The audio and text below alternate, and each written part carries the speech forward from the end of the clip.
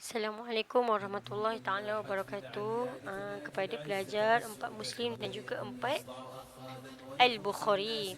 Okay, insya-Allah hari ini di dalam mata pelajaran sirah kita telah masuk dalam tajuk baru iaitu pembukaan kota Mekah.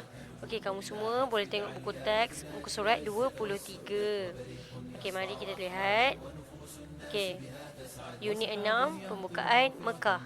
Okey, pada tahun ke-8 Hijrah, kaum Quraisy telah melanggar perjanjian Hudaibiyah yang telah dipersetujui dengan Rasulullah sallallahu alaihi wasallam. Kaum Quraisy telah membantu Bani Bakar menyerang Bani Khuza'ah yang telah mengadakan bai'ah dengan Rasulullah, perjanjian dengan Rasulullah. Serangan itu telah mengorbankan seramai 20 orang penduduk Bani Khuza'ah. Kemudian Bani Khuza'ah menghantar utusan untuk memberitahu Rasulullah. Lepas je mereka dapat serangan, Bani Khuza'ah ni menghantar utusan untuk memberitahu Rasulullah. Baginda pun merasa amat marah dengan tindakan musyrikin Mekah. Lalu baginda menghantar utusan dengan mengemukakan 3 pilihan kepada mereka. Yang pertama, mereka dikehendaki membayar diyah. Apa itu diyah? Pampasan atau ganti rugi sebagai tebusan darah kepada waris Bani Khuza'ah yang terbunuh. Yang kedua, membatalkan perjanjian dengan Bani Bakar atau terbatallah perjanjian Hudaibiyah dan berperang dengan orang Islam. Kemudian kaum musyrikin Mekah terasa kewibawaan mereka pun tercabar. Mereka pun memilih untuk berperang dengan orang Islam. Rasulullah sallallahu alaihi wasallam bersama 10,000 tentera Islam menuju ke Mekah. Waktu dalam perjalanan, Rasulullah berhenti di Marzahrani dan mendirikan kemah untuk bermalam di situ.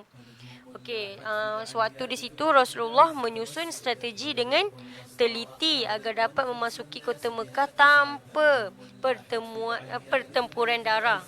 Waktu inilah Rasulullah telah menyusun strategi. Mari kita lihat strateginya. Strategi bagi menakutkan musyrikin Mekah. Okey. Pada malam itu Rasulullah mengarahkan setiap pasukan menyalakan unggun api yang besar bertujuan untuk menimbulkan rasa gerun kepada musyrikin Mekah.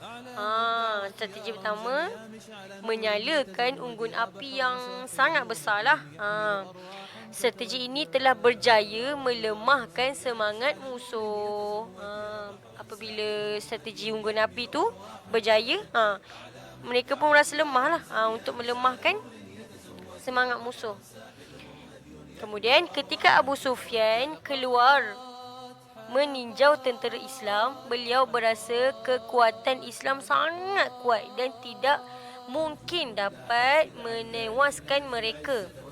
Abu Sufyan dah rasa dah mereka tak dapat nak tewaskan orang Islam tu. Di pertengahan jalan, beliau terserempak dengan Abbas yang baru memeluk Islam. Setelah mendengar penjelasan Abbas, Abu Sufyan terbuka hati untuk menerima kebenaran Islam. Akhirnya, Abbas membawa Abu Sufyan berjumpa Rasulullah sallallahu alaihi wasallam dan beliau pun memeluk Islam.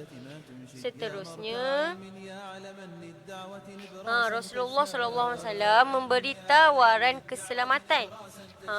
Pada pagi hari Jumaat 10 Ramadan, Rasulullah sallallahu alaihi wasallam mula masuk ke Mekah sambil menundukkan kepala dengan penuh tawaduk dan rendah diri bagi menzahirkan kesyukuran atas kemenangan yang dikurniakan Allah. Akhirnya Rasulullah pun dapat juga masuk ke kota Mekah.